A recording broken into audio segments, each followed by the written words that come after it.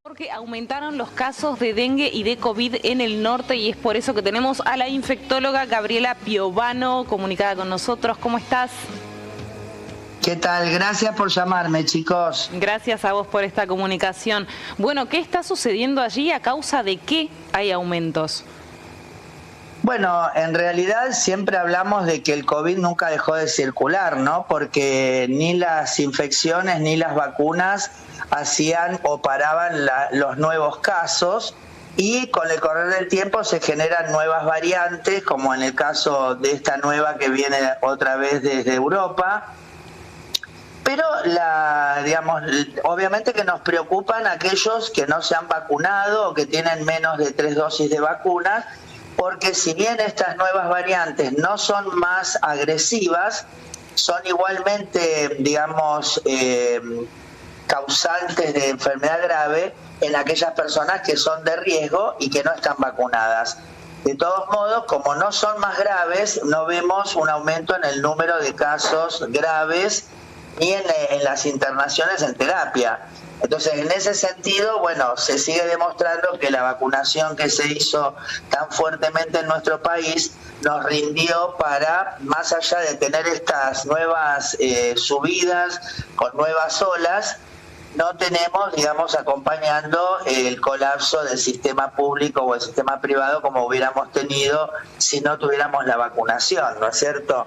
Por eso lo que tenemos que decir es, volver a las medidas de cuidado, de distancia, de lavado, de barbijo, y cuidar y vacunar a los que no estén vacunados, y sobre todo aquellos que eran de riesgo, que recuerden que son los adultos mayores, las personas con problemas cardiovasculares, con obesidad y con diabetes más que nada.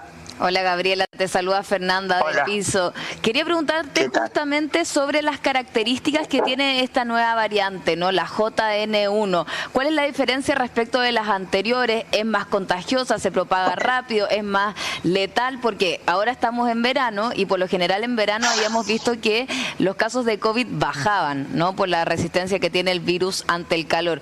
¿Qué particularidad tiene esta nueva variante, la JN1?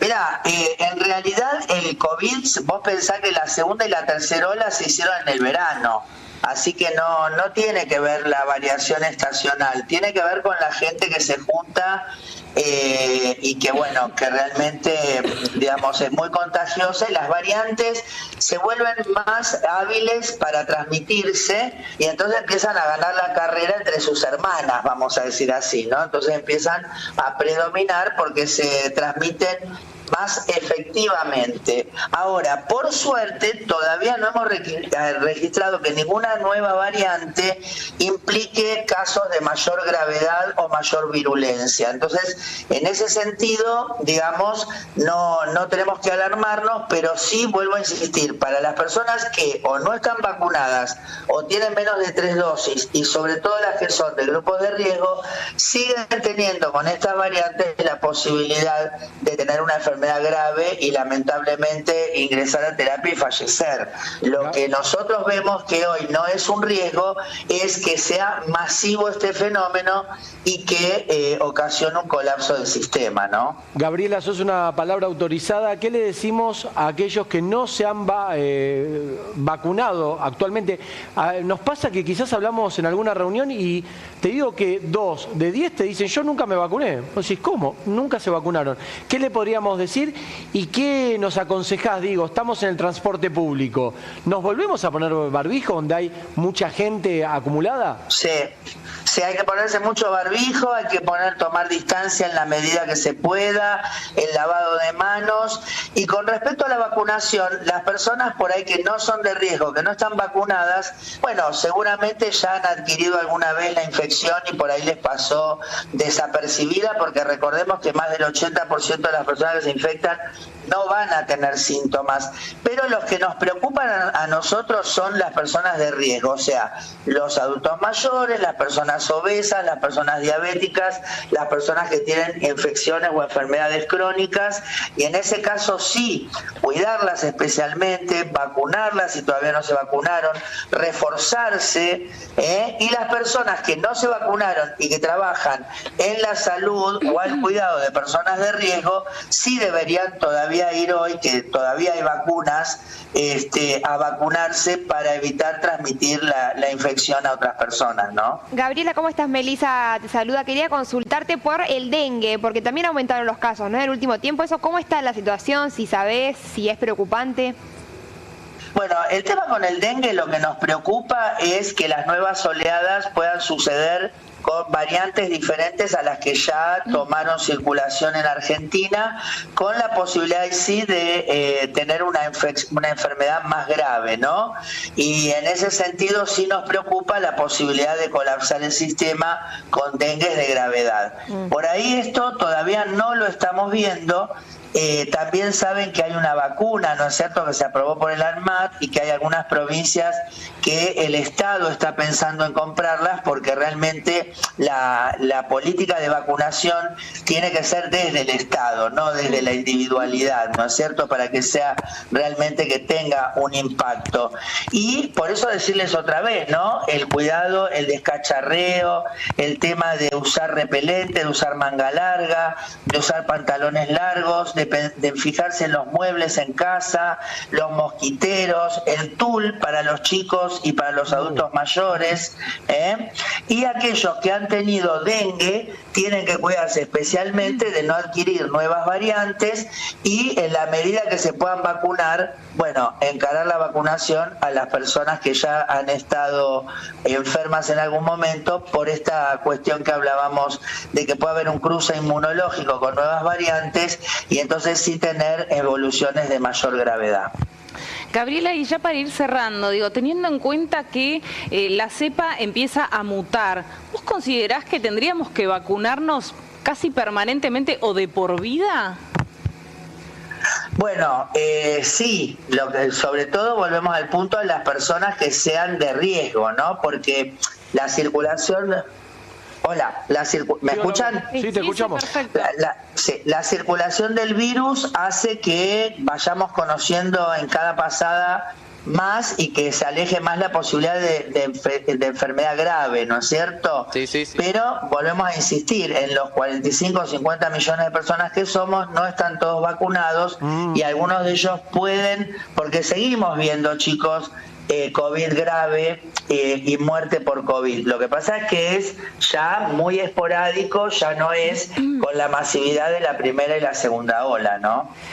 Gabriela, te quería consultar porque ayer estuvo, no sé si estás viendo el debate en el Congreso, que están yendo miembros de la sociedad civil a cuestionar distintas partes de esta ley ómnibus. Estuvo Leandro Can de Fundación Huésped y dijo que el proyecto agrava todos los problemas del sistema de salud. Vos recién hablabas de la importancia, por ejemplo, de que el Estado sea el garante de los programas de vacunación. ¿Cómo ves la situación actual y con respecto a este proyecto, no? Bueno, nosotros vemos siempre a los gobiernos neoliberales como enemigos de la salud pública y de la salud en general, ¿no? Porque el encarecer las prestaciones de salud hacen que la gente que por ahí tiene cierto poder adquisitivo ya no pueda alcanzar esos niveles y bueno, desgraciadamente, por ejemplo, con respecto a las vacunaciones, no es que no circulan los gérmenes circulan, nada más que nosotros no tenemos, por ejemplo, tétanos porque estamos vacunados, ¿no? No tenemos sarampión porque estamos vacunados, no tenemos poliomielitis porque estamos vacunados. Entonces, en ese sentido, todas estas políticas de decadencia del sistema repercuten. Mira, por ejemplo, cuando hablamos ahora de la encefalitis equina, que una parte tiene que ver con que en el gobierno de Macri no se exigió más a los productores de caballos que vacunen a la hacienda, y esto produce un brote que se traslada a los seres humanos, ni que hablar que se cerró la fábrica de vacunas. Entonces, ahí es donde vos tenés que, desgraciadamente, el mercado no se autorregula, que la salud no puede entrar como una variante económica, ¿no es cierto? No se puede medir el impacto de salud en cuanto a función del gasto, ¿no? Porque, por ejemplo, vos fijate que nosotros la segunda ola de COVID, que fue la más más mortal de todas, tuvo que ver con que todavía no se había vacunado a la población y desgraciadamente un sector de la política mandó a la escolaridad presencial y esto hizo que hubiera una segunda ola donde murió muchísima gente joven, muchísima gente que no tenía previamente factores de riesgo. Gabriela... Sin embargo, la tercera ola, ya terminó, la tercera ola ya teníamos una vacunación muy fuerte y si bien todo el país estuvo infectado, la ocupación de camas no superó un 30%. Entonces, aplicar estas lógicas económicas a las lógicas de la salud, sobre todo desde el gobierno, y pueden ser infernales, chicos, los resultados, ¿no? Muchísimas gracias por toda esta información que nos estás dando, que es súper importante para prevenir sobre todo, ¿no? Totalmente, y bueno, esto, ¿no? Pensar que desgraciadamente este gobierno nos había advertido que venía por este tipo de políticas y creo que la gente no creyó que se atrevieran a tanto y es lo que estamos viendo. Desgraciadamente nos pone en una situación de ascuas porque fíjate que ya circula gente que, por ejemplo, le cancelaron los remedios oncológicos. No, es terrible cómo hay se está gente que no... el sistema de salud. Sí. No, y fíjate esto de que liberan el precio de las prepagas para que compitan entre ellas como si vos vas a afiliarte una prepaga como si fuera a comprar leche, ¿no es cierto? Sí, y además los 5 dueños se pusieron de acuerdo en cuánto nos van a aumentar. Gabriela, entonces realmente es una payasada lo que están haciendo. Coincidimos plenamente, te agradecemos por esta comunicación, tenemos que entrar en otra comunicación, pero vamos a volver a hablar pronto de este tema y a retomarlo, porque nos preocupa a todos. Dale, muchísimas gracias. Muchas gracias por llamarme. Gracias. Hasta luego. Nos vamos ahora.